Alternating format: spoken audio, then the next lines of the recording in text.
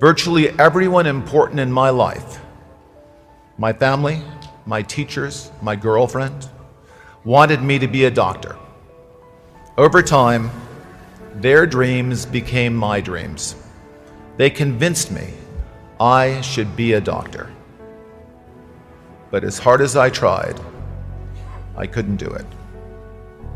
After a few difficult and unhappy years as a pre-med student, it became painfully clear to me that I did not like the courses I was taking. I was 21 years old when I dropped out of college, packed everything I owned, jeans, t-shirts, leather jacket, guitar, into my car and drove from Chicago to Berkeley, California. During my California springs and summers, I spent most of my days in the high Sierras in Yosemite Valley, working as a river guide and a rock climbing instructor. I loved those jobs, but unfortunately, they didn't pay that well. So I also got a job working a couple of days a week as a computer programmer back in Berkeley. I had learned to program in college. I didn't love programming, but it was fun and I was good at it. And computer programming gave me the same kind of satisfaction as solving math problems and playing chess, both things I enjoyed before I became a confused teenager. At this point in my life, I thought I was making real progress on my journey of self-discovery. I had found a cause. I had a couple of jobs that I loved, and one that was fun and paid the bills. I was pretty happy with my life. My wife was not. What she saw was a college dropout who spent too much time in the mountains doing foolish things. She wanted me to work full-time as a computer programmer or go back to college and finish my degree.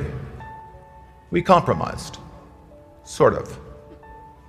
I started taking classes at UC Berkeley. I took several classes, but the only one I can remember was a sailing class taught at Berkeley Marina. When my class was over, I wanted to buy a sailboat. My wife said this was the single stupidest idea she had ever heard in her entire life.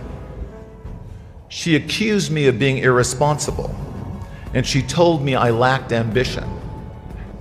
She kicked me out, and then she divorced me. This was a pivotal moment in my life. Once again, I was unable to live up to the expectations of others. But this time, I was not disappointed in myself for failing to be the person they thought I should be. Their dreams and my dreams were different. I would never confuse the two of them again. Throughout my 20s, I continued experimenting, trying different things, racing bikes and boats and constantly changing jobs.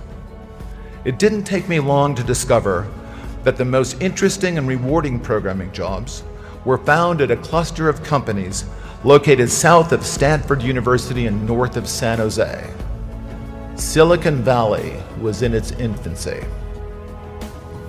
I was still in my 20s when I went to work for my first Silicon Valley startup. I liked my work most of the time, but I didn't love it. I searched and I searched, but I just could not find a software engineering job that I loved as much as I loved sailing. So I tried to create one. I put together a plan to start my own company. That way I could completely control my work environment. I would hire the most talented programmers I knew, and we would all work together on the most interesting and challenging software projects. My goal was to create the perfect job for me, a job I truly loved. I never expected the company to grow beyond 50 people. Today, Oracle employs around 150,000 people. But when I started, it was not my intention to build a big company. What happened? Well, at first, we did exactly what we set out to do: hire the most talented software engineers in Silicon Valley.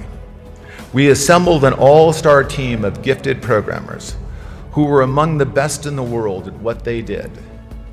That team, plus one crazy idea, gave birth to a giant company. I call it a crazy idea because at the time, everyone told me it was a crazy idea. The idea was to build the world's first relational database. Several theoretical papers about relational databases had already been published, and IBM was building a prototype in their research labs.